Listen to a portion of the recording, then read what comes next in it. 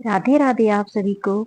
आज मैं आपको वैशाख मास में कही सुनी जाने वाली पीपल सिंचन तथा तुलसी सिंचन की वैशाख स्नान की व्रत कहानी सुनाने जा रही हूँ, जिस कहानी को सुनने मात्र से ही माँ लक्ष्मी और भगवान विष्णु प्रसन्न होते हैं और उनकी कृपा से सभी मनोकामना पूर्ण होती है और सुख समृद्धि प्रदान करते हैं।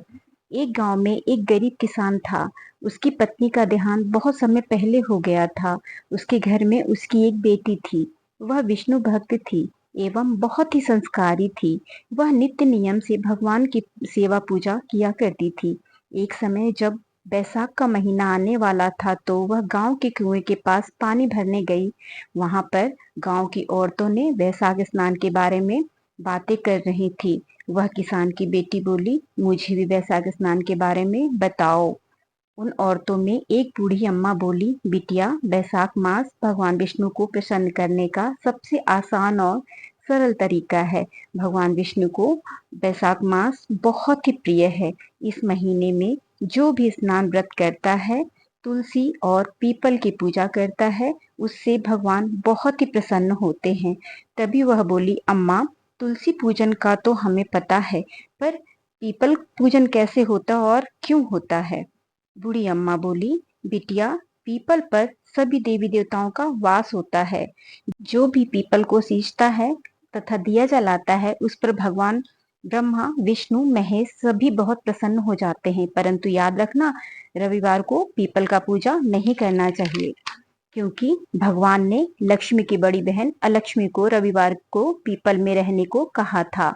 अगर कोई भी रविवार को पूजन कर लेता है तो दरिद्रता उसके घर में आ जाती है।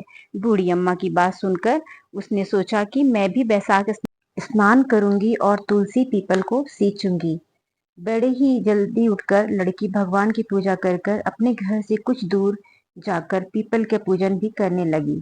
वह अपने पिता के लिए बहुत ही चिंतित रहती थी। उसके पिता बड़ी मेहनत करके भी दोनों वक्त की रोटी नहीं जुटा पाते थे। इसलिए लड़की अपने पिता के लिए बहुत चिंतित रहती थी।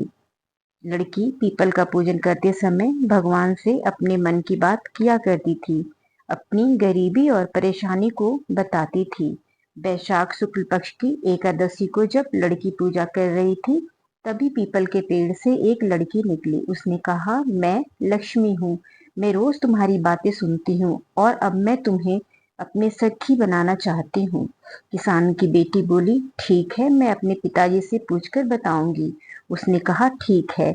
वह लड़की जाकर अपने पिताजी को सारी बातें बताई। उसके पिताजी भगवान के बहुत ही बड़े भक्त थे। वे समझ गए कि पीपल के पेड़ में भगवान विष्णु का निवास होता है और जहाँ भगवान विष्णु का निवास होता है, वहाँ लक्ष्मी जी तो अवश्य ही निवास करती हैं।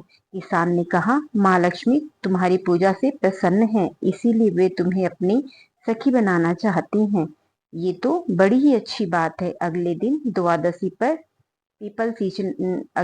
द्वादशी पर जब वह लड़की पीपल सींच रही थी, तभी वहां लक्ष्मी जी फिर से आ गई। तब लड़की ने कहा, मैं आपको अपनी सखी।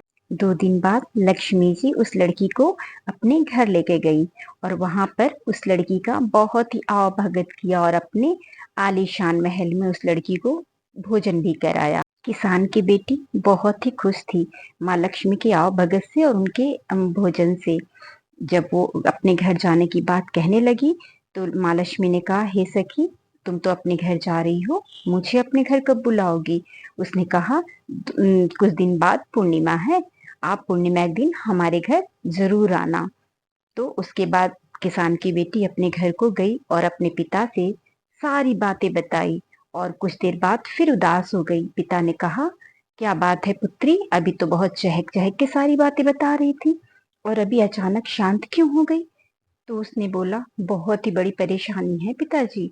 मेरी सखी तो बहुत ही अच्छे महल में रहती है, बहुत ही अच्छा भोजन पवाई उसने मुझे, लेकिन जब मैंने पूर्णिमा को उसको अपने घर बुलाया है तो मैं उसे क्या खिलाऊंगी, मैं उसका अभाव कैसे करूंगी? पिताजी ने कहा, बेटी परेशान ना हो, सब ठीक हो जाएगा। माँ लक्ष्मी भाव की भूखी हैं, उन्हें भाव बहुत पसंद है, तुम्हारी भक्ति से वो खुश हैं, इसलिए वो तुम्हारे घर आना चाहती हैं।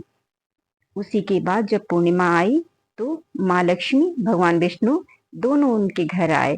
किसान बहुत ही अच्छे से उनका भगत की किसान की बेटी बहुत ही प्रसन्न थी। उन्होंने जैसे उनका सामर्थ्य हो पाया उस प्रकार भगवान विष्णु माँ लक्ष्मी की सेवा करी, उनको भोजन बना के खिलाया और भोजन में खीर पवाया। उसके बाद जब वो भगवान विष्णु माँ लक्ष्मी जाने लगे तो कहने लगी किसान की बेटी, हे सखी, अब तुम मुझे छोड़कर जा रही हो? उन्होंने कहा, नहीं, मैं हमेशा आपके साथ रहूंगी। ऐसा बोलकर दोनों अंतर्ध्यान हो गए। उस उनके जाते ही किसान के घर खूब सुंदर महल हो गए और किसान की बेटी वस्त्र से लद गई। देखा वैशाख स्नान की महिमा के बारे में। ये भगवान विष्णु माता लक्ष्मी जी जो भी इस कहानी को पढ़े सुने सभी की मनोकामना पूर्ण करना और सबके भंडारे भरना, सबको सुख समृद्धि देना। अगर आपको मेरा वीडियो पसंद आया तो प्लीज लाइक शेयर और सब्सक्राइब जरूर करें। राधे राधे।